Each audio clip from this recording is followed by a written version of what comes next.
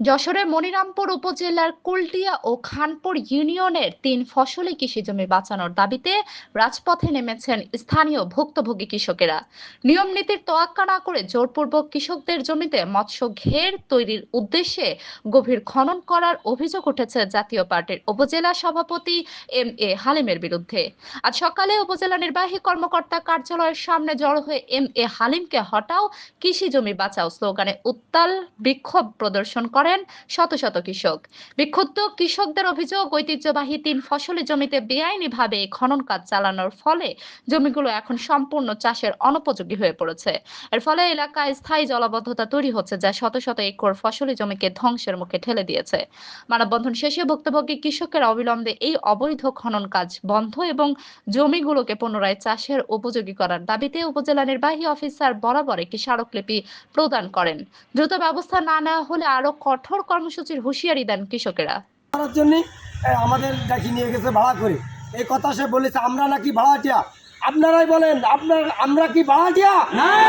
আমরা জমির মালিক। তো আমরা কৃষক মানুষ, আমরা পূর্বপুরুষ এই জমি করে খেয়ে গেছে, সেই ধারাবাহিকতায় আমার বাবা খাইছে, সেই ধারাবাহিকতায় আমিও খাই। আমাদের জমির কাগজপত্র আমাদের লাগে না, আমরা কারোর বাস দেওয়ার চিন্তা করি না। আমাদের জমির কাগজপত্র আছে গভর্নমেন্টের ঘরে, সেই ধারাবাহিকতায় গভর্নমেন্টের লোক, কাছারির লোক নাইব যাই প্রতি বছর আমরা বাৎসরিক খাজনার টাকা পরিশোধ করে দিই। কি ঠিক তো? আমরা খাজনা নিয়ে টান্ডবান্ড করি না, আমরা সঠিক খাজনা পরিশোধ করি। আমাদের ঘেরের জমির হাড়ি বাড়ে না, অথচ আমাদের জমির খাজনা বাড়ানো হয়েছে। আমি এ ব্যাপারে তীব্র নিন্দা জানাচ্ছি। আমরা এই কৃত্রিম ঘের ব্যবসার, এই কৃত্রিম ঘের এগুলো ভেঙে গুঁড়ো দেওয়া হোক, এটা আমাদের দাবি। আমরা কৃষক মানুষ, আমরা দুটো ধান করি। আমাদের দাবি আমাদের এই কৃষি জমি, পূর্বপুরুষের এই কষ্টের জমি আমাদেরকে হলে ফিরে দেওয়া হোক।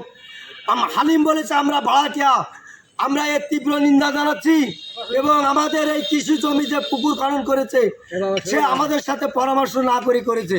সে পেশি যুক্তি দেখায় তার লাইটেল বাহিনী সবসময় ঘেরের পাড়ে থাকে। আমরা ভয়ও পাচ্ছি এখন ঘেরের পাড়ে যাইতে।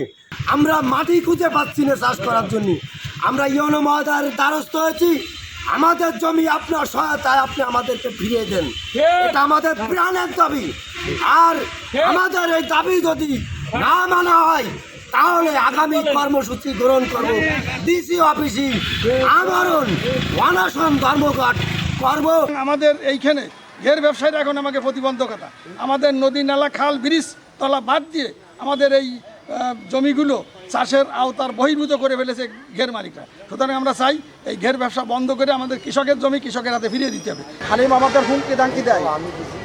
আমার নিচে আমাকে বলেছে ওই কবাটের তলে দেবে টাকা চাতি গেলি। আমার 2 বছর পরে সেই টাকা আমার এক ভাইয়ের কাছে পাঠাই দিয়েছে। আমার সাথে অনেক কথা কাটাকাটি হয়েছে, সে টাকা দেবে না, তাই পাল্লি আদায় করে নিস। আমি মনে করি হালিমের কাছে আমরা জমি দেয়নি আর দেবো না, যাতে সুস্থভাবে আমাদের জমি আমরা ফেরত পাই, সেইভাবে আমরা একমত হয়ে এই জায়গায় আসলাম।